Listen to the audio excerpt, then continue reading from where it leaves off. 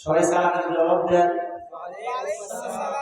আলহামদুলিল্লাহ আলহামদুলিল্লাহ নাহমাদুহু ওয়া নাস্তাঈনুহু ওয়া নাস্তাগফিরুহু ওয়া নু'মিনু বিহি ওয়া নাতাওয়াক্কালু আলাইহি ওয়া না'উযু বিল্লাহি মিন শুরুরি আনফুসিনা ওয়া মিন সাইয়্যাতি আ'মালিনা। من يهده الله فلا مضل له ومن يضلله فلا هادي له ونشهد أن لا إله إلا الله وحده لا شريك له ونشهد أن سيدنا ومولانا محمدا عبده ورسوله الذي أرسله بالحق بشيرا ونذيرا وداعيا إلى الله بإذنه وسراجا منيرا. فقد قال الله تعالى في كلامه المجيد والفرقانه الحميد: أعوذ بالله من الشيطان الرجيم. بسم الله الرحمن الرحيم. أفحسبتم أنما خلقناكم عبثا وأنكم إلينا لا ترجعون. وقال رسول الله صلى الله عليه وسلم: من تقرب مني شبرا تقربت منه ذراعا ومن تقرب مني ذراعا تقربت منه باعا أو كما قال عليه الصلاة والسلام. इस चमन के लिए खून से गर हमने दिया है, इस चमन के लिए खून से गर हमने दिया है, हर शाम को उन्वान सबह हमने दिया है, फिर भी हम बहारों में सजावार नहीं है, अपनों के ज़बानों में वफादार नहीं है, अपनों के ज़बानों में वफादार नहीं है. तो कलमा पर ला इलाहा इल्लल्लाह, जो ला इलाहा इल्लल्लाह.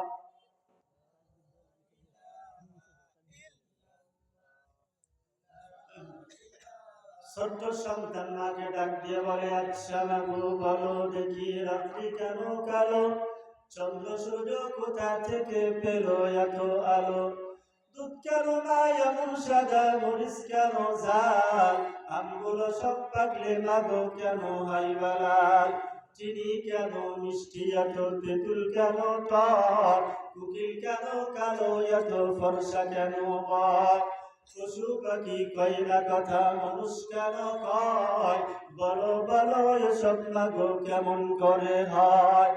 মা হেসে বলে সোনার খোকন, মা হেসে বলে সোনার খোকন, আছে রহমান.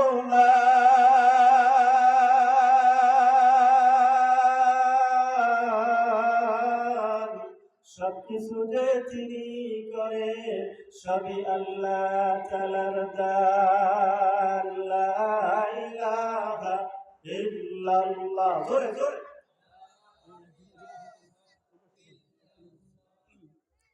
আলহামদুলিল্লাহ, সমস্ত তারিফ এবং প্রশংসা সেই মহান রব্বুল আলামিনের দরবারে যে মহান রব্বুল আলামিন আমাদেরকে আজকের এই মাহফিলে আসার বসার তৌফিক দান করেছেন, সেই জন্য কালিমাতে শুকরিয়া আদায় করি।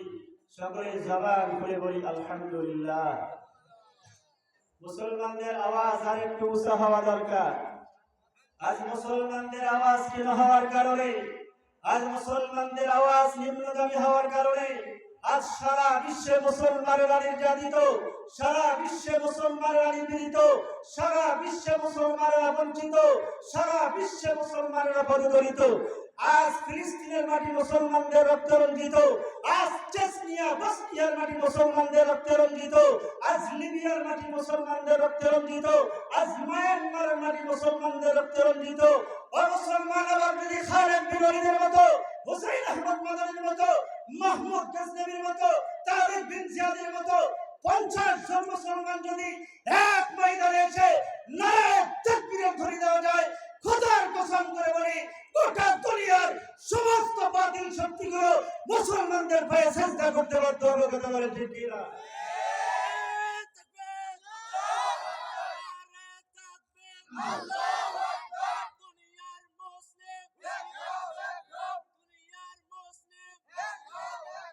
মুসলিম মারা ঘুমিয়ে পড়েছি, মুসলিম মারা ঘুমিয়ে পড়েছি, বিবেকে ঝুলছে তালা, রক্ত মোদের শীতল হয়েছে, পাপে অন্তর কালা।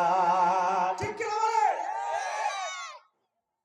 তবে সুসংবাদের বিষয় হলো বাংলাদেশের যুবকরা বর্তমানে তারা যাত্রাপালা ছেড়ে দিয়েছে, নাচ গান ছেড়ে দিয়েছে, তারা কনসার্ট ছেড়ে দিয়েছে, গুনাহের বিভিন্ন প্রোগ্রাম ছেড়ে দিয়ে বাংলাদেশের যুবকরা এখন মাহফিল মুখী হয়েছে। সুবহানাল্লাহ বলেন। এই যুবকরা মাহফিল মুখে আসার কারণে এটাই প্রমাণ করে আগামীর বাংলাদেশ হবে কোরআন সুন্নাহর বাংলাদেশ, আগামীর বাংলাদেশ হবে ইসলামের বাংলাদেশ, আগামীর বাংলাদেশ হবে স্বাধীনতার বাংলাদেশ, আগামীর বাংলাদেশ হবে ডাকাত মুক্ত বাংলাদেশ, সন্ত্রাস মুক্ত বাংলাদেশ। ঠিক কিনা বলেন? মুসলমান ভাইয়েরা আমার, আল্লাহ পাক আমাদেরকে যে দুনিয়াতে পাঠাইছে, বলেন দেখি অনার্থক পাঠাইছেন একটা উদ্দেশ্য আছে। আল্লাহ বলেন আফা হাসিবতুম আন্নামা খালাকনাকুম আবাসাও ওয়া আন্নাকুম ইলাইনা লা তুরজাউন। আল্লাহু আকবার বলেন। আল্লাহ রাব্বুল আলামিন ডাক দিয়ে বলেন, হে দুনিয়ার মানুষরা, তোমরা কি এইটা ধারণা করো আমি আল্লাহ রাব্বুল আলামিন তোমাদেরকে দুনিয়াতে অনার্থক বানাইছি এবং আমি আল্লাহর কাছে প্রত্যাবর্তন করতে হবে না? ওই আল্লাহর কাছে যেতে হবে কি হবে না? কোনো সন্দেহ আছে? ওই আল্লাহর কাছে যেতে হবে। আল্লাহ আমাদেরকে অনার্থক বানান নাই। আল্লাহকে যদি আল্লাহ আমাদেরকে তো অনার্থক বানান নাই, কি জন্য বানাইছেন একটু বলবে? তো আল্লাহ রাব্বুল আলামিন সূরা জারিয়াত 56 নম্বর আয়াতে আল্লাহ বলেন, ওয়া মা খালাকুতুল জিন্না ওয়াল ইনসা ইল্লা লিয়াবুদুন।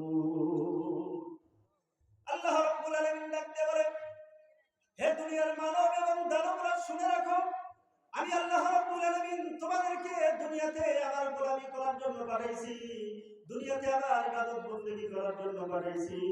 আল্লাহ রাব্বুল আলামিন আমাদের দুনিয়াতে মারামারি হানাহানি করার জন্য পাঠান নাই। আল্লাহ রাব্বুল আলামিন ভাই হয়ে ভাইয়ের মাথায় আঘাত করার জন্য পাঠান নাই। আল্লাহ রাব্বুল আলামিন সন্তান হয়ে বাবার মাথায় আঘাত করার জন্য পাঠান নাই। আল্লাহ বলেন, আমি দুনিয়ার মানব এবং দানবকে শুধুমাত্র ইবাদত বندگی করার জন্য পাঠাইছি। সুবহানাল্লাহ বলে। আমরা যদি আল্লাহকে বলি, আল্লাহ আপনার ইবাদত বندگی করতে হবে, তবে কতদিন পর্যন্ত আপনার কুদরতি কদমে সিজদা দিতে হবে? কতদিন পর্যন্ত আপনাকে রব হিসেবে মানতে হবে? কতদিন পর্যন্ত সুদ খাইতে পারবো না, ঘুষ খাইতে পারবো না, অন্যায় করতে পারবো না, মানুষের জমি ডাকাতি করতে পারবো না? এইটা যদি আমরা আল্লাহকে প্রশ্ন করি, আল্লাহ রাব্বুল আলামিন এই প্রশ্নের জবাব দিচ্ছেন সূরা হিজরের 92 নম্বর আয়াতে। আল্লাহ বলেন, ওয়া আবুদু রাব্বাকা হাত্তা ইয়াতিয়াকাল ইয়াকিন।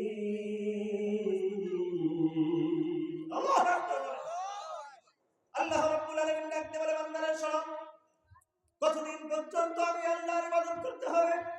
বলে যতদিন পর্যন্ত তোমার শরীরের মধ্যে প্রাণ পাখিটা রয়েছে, যতদিন পর্যন্ত আত্মা রয়েছে, ততদিন পর্যন্ত আমার ইবাদত বন্দী করতে হবে।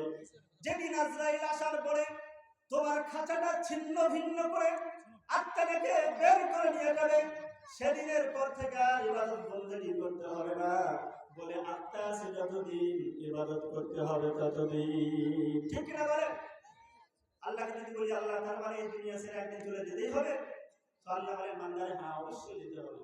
আল্লাহ রাব্বুল আলামিন সূরা আলে ইমরানের 185 নম্বর আয়াতে বলেন কুল্লু নাফসিন যায়িকাতুল মাউত।